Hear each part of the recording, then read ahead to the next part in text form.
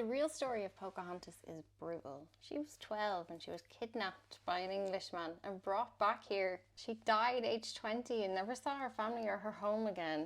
Disney turned that into a love story. Disney changed a lot of stories, and in doing so, it changed how children grew up understanding power. Colonialism wasn't an awkward love encounter. Matuaka was a real person. When she was 12, she met John Smith.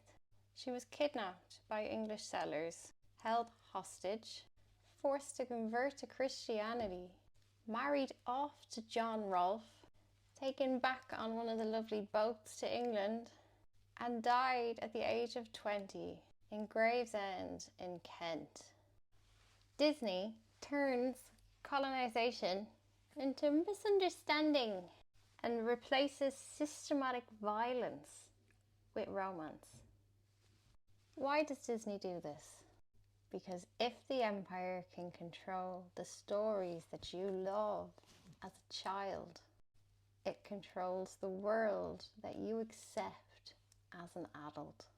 Villains show you the wrong kind of power. Heroes show you the right kind of power. The real story of Ariel is grim.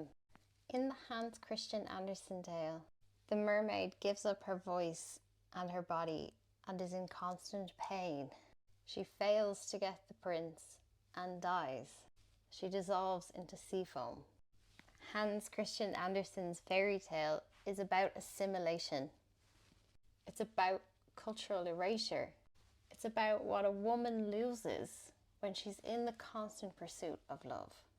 Ariel gives up her literal voice to chase this man. She leaves her community under the sea and literally assimilates into the British aristocracy.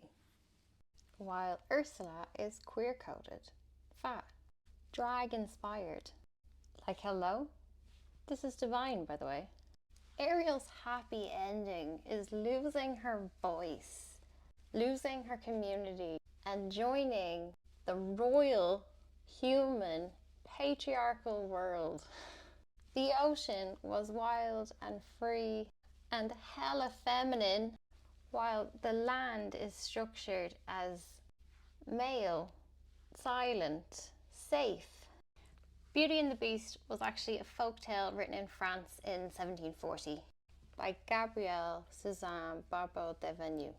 In this tale, a wealthy merchant has 7 daughters. Beauty is the youngest, most obedient child. Father loses all his money, and the Beast offers to let him live if he gives him one of his daughters. Beauty chooses to sacrifice herself. She goes to live with the Beast. He asks her to marry him every night, and she just says no. Eventually, through dreams, magic, and time, she starts to see him differently. They get married, and boom, he turns into a handsome prince. This story is about arranged marriage.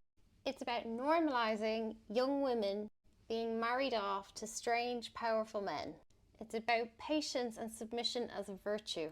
You might hate your husband, he might terrify you, but if you stick with it and stay humble, stay obedient, you might find out he's not so bad. In the movie, Belle is not like other girls because she reads. Gaston is hyper-masculine, our working class villain. The villagers are portrayed as a stupid, angry mob, and the Beast is benevolent, kind. The Beast redeems its character by being somewhat kind deep down. The original story was already heavily patriarchal. Male power over female bodies, the Beast threatening to kill her father unless he gives one of his daughters. What are women in this situation? You're told that your value is through your obedience. Your redemption lies in marriage. That it's okay if your freedom is replaced with wealth. You can go live in a castle. And most toxically, that love will fix male violence. It is true that love will fix male violence, but it's self-love, not hers, that you need. Anyway, Disney takes this and makes it aggressively worse by making the Beast openly violent, but teaching you that he's just misunderstood and that the woman must fix him. That even women who read books will do better in the castle, in the marriage.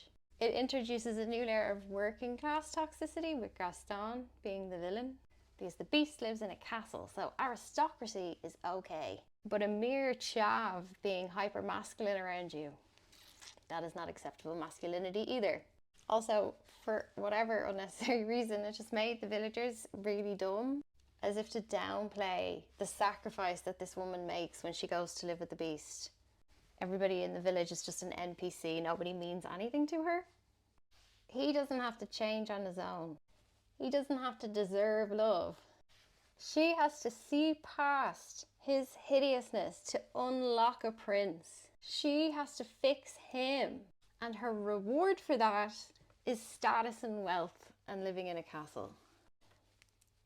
If it's any consolation, this one was my favourite. So I'm sorry if I ruined anyone else's childhood with this. It's still a good movie, but like, context is everything.